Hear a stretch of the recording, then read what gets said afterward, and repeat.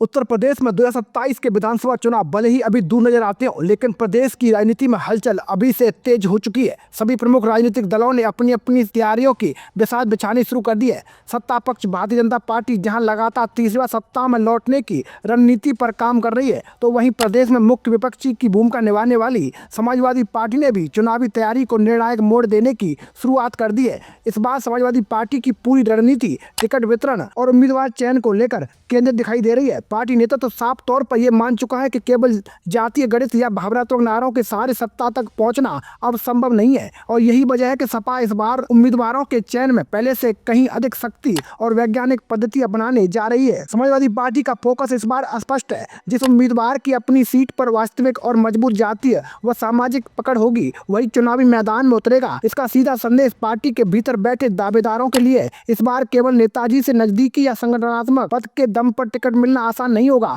Ticket पाने के लिए दावेदारों को अपनी जमीन, जनाधार और सामाजिक स्वीकार्यता साबित करनी होगी। दरअसल समाजवादी पार्टी के सामने सबसे बड़ी चुनौती बीजेपी को जीत की हैट्रिक लगाने से रोकना है। 2024 के लोकसभा चुनाव में बीजेपी को उत्तर प्रदेश में अपेक्षित सफलता नहीं मिली थी और सपा को इसका सीधा राजनीतिक लाभ मिला था। अब पार्टी चाहती है कि लोकसभा चुनाव के उस राजनीतिक संदेश को 2027 के विधानसभा चुनाव में भी बरकरार रखा जाए, और यही कारण है कि सपा इस बार किसी भी स्तर पर जोखिम लेने के मूड में नहीं है। पार्टी सूत्रों के मुताबिक समाजवादी पार्टी इस बार टिकट वितरण से पहले हर विधानसभा सीट पर गहन सर्वे कराएगी। इन सर्वे का मकसद सिर्फ लोकप्रियता मापने का नहीं होगा, बल्कि ये समझना होगा कि किस सीट पर किस दावेदार का जातीय समीकरण सबसे मजबूत है और कौन उम्मीदवार पार्टी को जीत दिलाने की वास्तविक क्षमता रखता है। सर्वे के आधार पर ही न केवल उम्मीदवार तय किए जाएंगे, बल्कि गठबंधन का स्वरूप भी तैयार किया जाएगा। सर्वे में कई अहम बिंदुओं को शामिल किया जाएगा। दावेदार की जमीनी पकड़, क्षेत्र में उसकी सक्रियता और जनता से संपर्क और संगठन के साथ उसका जुड़ाव, और सबसे अहम जातीय और सामाजिक संतुलन पर उसकी पकड़ होनी चाहिए।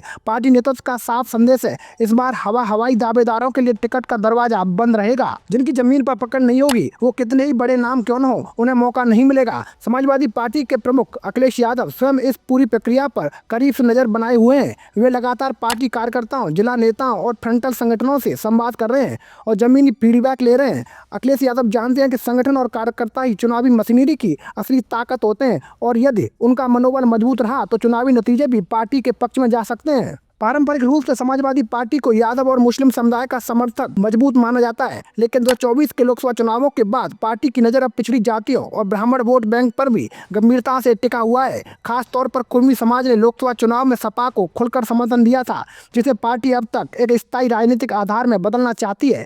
इसी संदर्भ में पीडीए यानी पिछड़ा, दलित और अल्पसंख्यक का नारा अखिलेश यादव की रणनीति का केंद्र बना हुआ है। पार्टी इसे केवल नारे के तौर पर नहीं, बल्कि टिकट वितरण, सामाजिक प्रतिनिधित्व और चुनावी गठबंधन के जरिए जमीन पर उतारने की कोशिश कर रही है। समाजवादी पार्टी का मानना है कि यदि पीडीए के साथ साथ कुछ ऊंची जातियों का आंशिक समर्थन भी मिल गया तो 2027 में सत्ता की राह आसान हो सकती है। कुल मिलाकर समाजवादी पार्टी इस बार भावनाओं से ज्यादा डेटा, सर्वे और जमीनी हकीकत के आधार पर चुनाव लड़ने की तैयारी में है। ये रणनीति पार्टी को कितना फायदा पहुंचाएगी, ये तो चुनावी नतीजे ही बताएंगे, लेकिन इतना तय है 2027 का विधानसभा चुनाव उत्तर प्रदेश की राजनीति में एक बार फिर बड़ा बदलाव ला सकता है। अब सवाल यही है कि अखिलेश यादव की बदली हुई रणनीति बीजेपी की चुनावी मशीनरी को चुनौती दे पाएगी? क्या डेटा और जमीनी वोट बैंक के सहारे सपा सत्ता की दहलीज तक पहुंच पाएगी? अगर आपको भी लगता है अखिलेश यादव की ये रणनीति सफल हो सकती है, तो अपनी राय कमेंट में जरूर बताइएगा। जय हिंद, जय भारत।